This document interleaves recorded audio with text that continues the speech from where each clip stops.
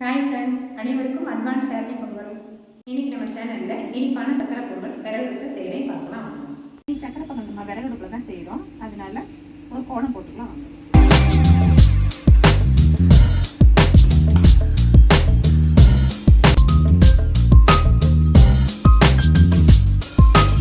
Colour கோலம் போட்டாச்சு.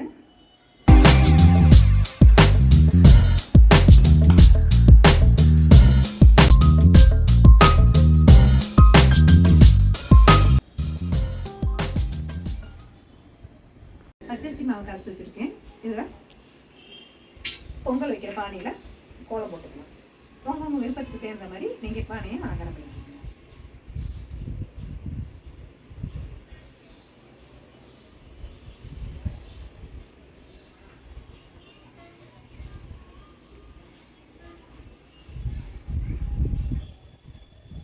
பொங்கல் செய்ய 2 கிளாஸ் பச்சரிசி எடுத்துக்கலாம்.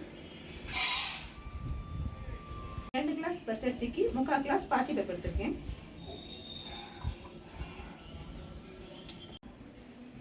இப்போ முதல்ல பச்சரிசியையும் பாசிப்பருப்பையும் ஒரு ஃபஸ்ட்டு கழுவ கழுவி நம்ம இதை கீழே ஊற்றிடலாம்.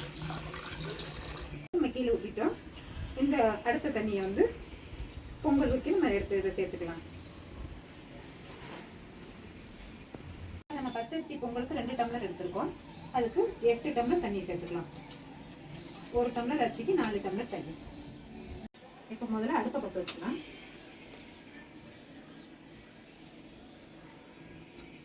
பொங்கல் வைக்க 1 டம்ளர் பால் சேர்த்துக்கலாம். பால் சேர்த்தோம்னா அடுப்பில் தூக்கி பானை வச்சுக்கலாம். இப்போ அடுத்ததை அரிசி கழுவ தண்ணி சேர்த்துக்கலாம். நல்லா பொங்கி வந்துருச்சு. அரிசியை சேர்த்துக்கலாம். நல்லா தண்ணியை வச்சுட்டு அரிசியை சேர்த்துக்கலாம்.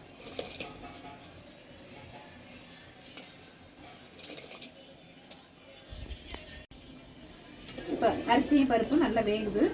நல்லா அடி பிடிக்காம கிண்டி விட்டுக்கலாம். நல்ல இது அரிசி பருப்பு ஒரு 10 நிமிஷம் வேகட்டும்.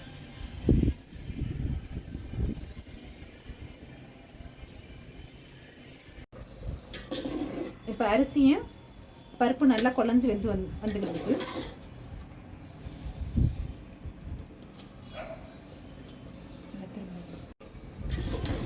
இப்போ நல்லா அரிசியும் பருப்பு நல்லா குழஞ்சி வெந்துக்கிட்டு வருது.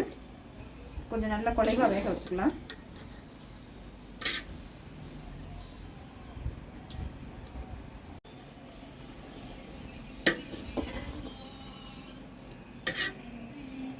அரிசி பருப்பு நல்லா குழஞ்சி வந்திருக்கு. இந்த ஸ்டேஜில் நல்லா கரண்டி வச்சு மசிச்சு விட்டுக்கலாம்.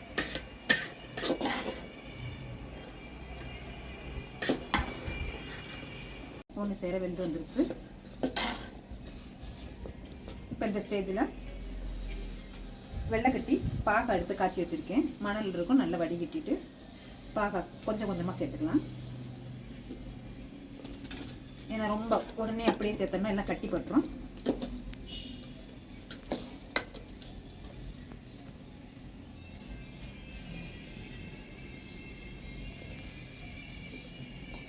இப்போ இந்த வெள்ளத்துக்கு பாகு பதம்லாம் எதுவும் தேவையில்லை. வெள்ளம் கரைஞ்சா மட்டும் போதும்.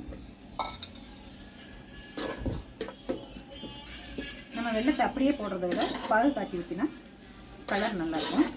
நீங்கள் வெள்ளம் வாங்கும்போது கருப்பு கலராக இல்லாமல் நல்ல கொஞ்சம் சகப்பாக டார்க் கலராக இருக்கிற மாதிரி வெள்ளம் வைக்கணும்.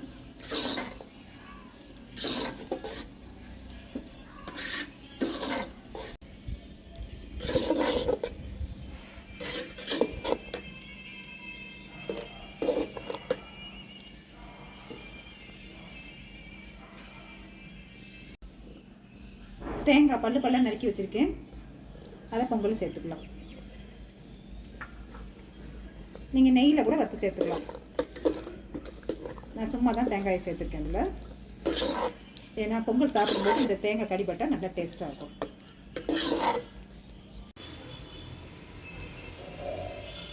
இப்போ பொங்கலுக்கு முந்திரி திராட்சை வறுத்துக்கலாம். அதுக்கு 3/4 கப்பு நெய் சேர்க்குறேன்.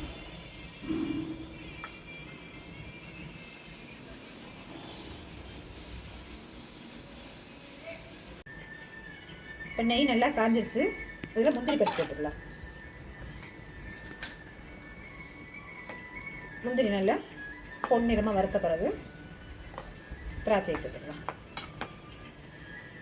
நெய் எவ்வளோக்கு எவ்வளோ சேர்க்குறோமோ சக்கரை பொங்கல் அவ்வளோ டேஸ்ட்டாக இருக்கும்.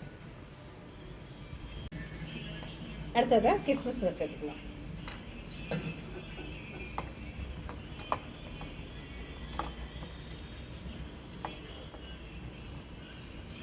நல்லா பொன்னிறமாக வந்துடுச்சு. இப்போ இது பொங்கலில் சேர்த்துக்கலாம்.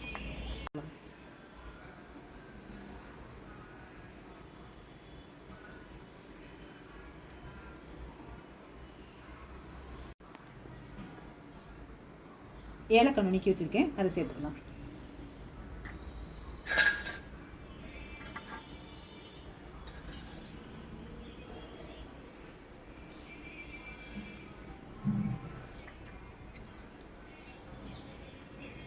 கொஞ்சமாக சுக்கு துருவி வச்சுருக்கு, அதையும் சேர்த்துக்கலாம்.